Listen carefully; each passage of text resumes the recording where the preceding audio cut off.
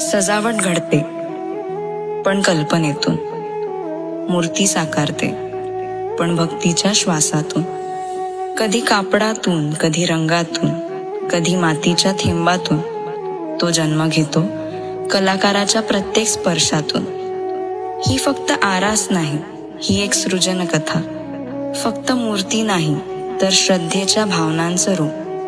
जेव्हा दोन हात एकत्र येतात, एक सजवणारा, एक घडवणारा, तेव्हा निर्माण होतो कलाकारांचा कलाधिपती.